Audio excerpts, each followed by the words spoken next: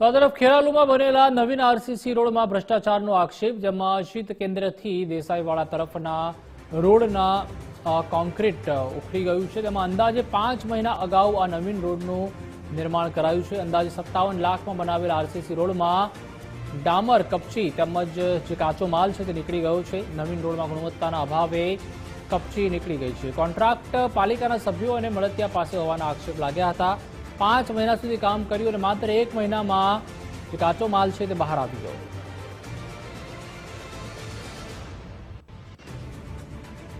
ખેરાલુમાં શીત કેન્દ્રથી દેસાઈવાડાને જોડતો જે રોડ જે બનાવવામાં આવ્યો છે, આરસીસી રોડ બનાવવાની કામગીરી ઉપર કેટલાક સવાલો ઉભા થઈ રહ્યા છે। આપ જોઈ શકો છો કે ખાસ અહીંયા આરસીસી જે રોડ બનાવ્યો છે એની કપચીઓ જે છે બહાર આવી ગઈ છે અને જે કહી શકાય કે જે ગુણવત્તાના સવાલો અહીંયા ઉભા થઈ રહ્યા છે।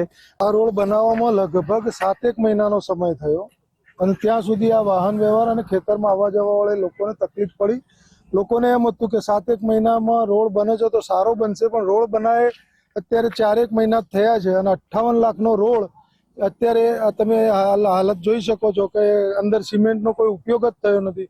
ગુણવત્તામાં બિલકુલ વ્યાજબી નથી અને આવા જ રોડ સમગ્ર ગામમાં છેલ્લા 5 વર્ષમાં જે કંઈ રોડ બને બધા આવા જ રોડ બન્યા છે અને સમગ્ર ગામમાં રોડની તકલીફ છે।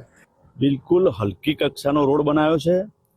57 દિવસ પણ આ રોડ ચાલ્યો નથી અને ક્વોલિટી બિલકુલ બોગસ પ્રકારની વાપરી છે। ભાજપના કોર્પોરેટરો અને કોન્ટ્રાક્ટરો પણ ભાજપના છે, બધા મિલીભગત છે અને ભ્રષ્ટાચાર જ કર્યો છે। એના સિવાય એમને કશું કોઈ કાર્ય કર્યું જ નથી। બસ મિલીભગતની કામગીરી કરી આ લોકોને અને લોકોને બહુ જ હેરાનગતિ કરી। 7 મહિના લગાય આ રોડ બનાવવામાં, 7 મહિના। ખેરાલુની અંદર રોડની એટલી ફરિયાદ છે કે તમે કોઈ મહેસાણા જિલ્લાના કોઈ બી ડેપોમાં જઈને પૂછો તો એસટી ડ્રાઈવરને એમ કહેશો કે ભાઈ તમારે વાયા ખેરાલુ થઈ અંબાજી જવાનું છે તો એ ડેપોવાળા ડ્રાઈવરો રજા મૂકી દી છે। એટલી બધી ખરાબ હાલત છે।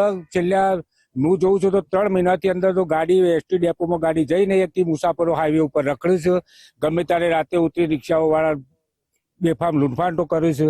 તો પણ આ લોકોનું આ ભાજપની સરકારના કોર્પોરેટર કોઈ પાણી હલતું નથી। બધું આ પોતે જાતે જ ઘરની માતા ઘરના ભૂવા હતા, પોતે કોર્પોરેટર, પોતે જ કોન્ટ્રાક્ટર હતા, કશું બતાવ્યું નહીં। કોઈ સિમેન્ટની થેલી બેલી કોઈ હતું જ નહીં, ખાલી એટલી રેત અને બસ ઉપર મારી દીધું છે રોડ, બાકી કશું છે નહીં।